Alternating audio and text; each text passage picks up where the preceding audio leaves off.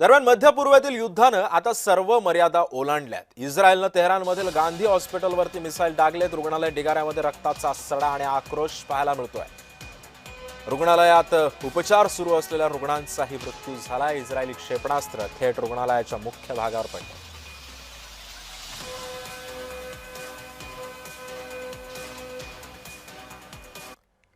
तर तिकडे बहरीनमध्ये अमेरिकेच्या एअरबेसचं मोठं नुकसान झालंय। इराणी सैन्याचा दावा आहे इराणच्या हल्ल्यामध्ये 560 अमेरिकन सैनिक मारले गेल्याचा इराणनं दावा केलाय।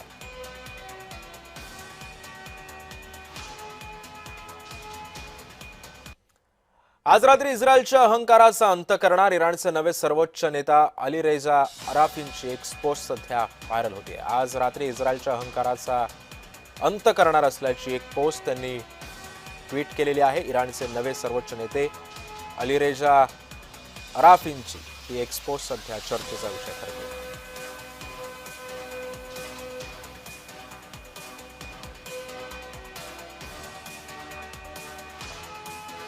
त्यामुळे आज रात्री इस्रायलच्या अहंकाराचा अंत करणार असल्याची एक ट्विटरवरती एक पोस्ट व्हायरल होती आहे।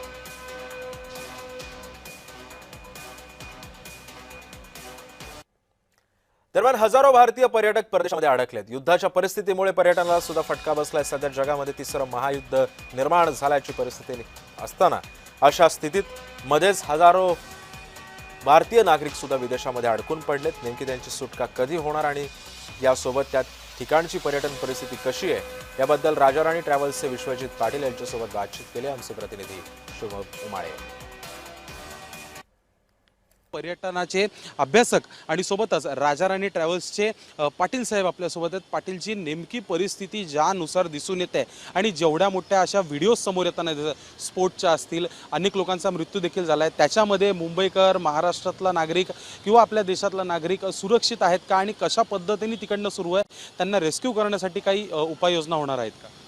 नाही, नक्कीच आपले पर्यटक म्हणा, जे भारतीय महाराष्ट्रातले लोक ह्या मिडल ईस्टमध्ये सापडले आहेत ह्या सगळ्या युद्धामध्ये, हे सेफ आहेत सगळे।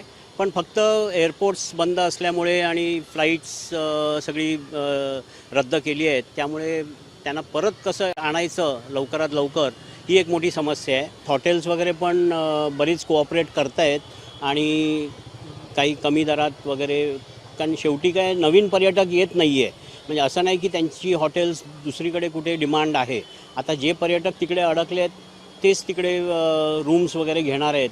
नवीन पर्यटक तरी कोण जात नाही आहे, नवीन कोण त्यांच्या इथे टुरिस्ट म्हणा किंवा बिझनेससाठी लोक येणारे कोण येत नाही आहेत। तर त्यांना ऑन ह्युमॅनिटेरियन ग्राउंड्स हे नक्कीच लोकांची मदत करत आहेत। इराण किंवा इस्रायलमध्ये नक्कीच थोडे मोठ्या संख्येने पर्यटक किंवा लोक आपली तिकडे जी नातेवाईकांना भेटायला वगैरे जातात त्याची संख्या जास्ती आहे। पण जिथे पर्यटक म्हणा, तुम्ही अबुधाबी पकडलं किंवा दुबई वगैरे ही शहरं पकडली तर तिकडे मोठ्या संख्येने टुरिस्ट गेले आहेत आणि नक्कीच त्यांना फटका बसला आहे। पण everybody is safe. So main त्यांना हेच आहे की till flights resume you have to be safe. Video journalist Santosh Bodare सोबत मी शुभम उमाळे, जय महाराष्ट्र न्यूज, मुंबई।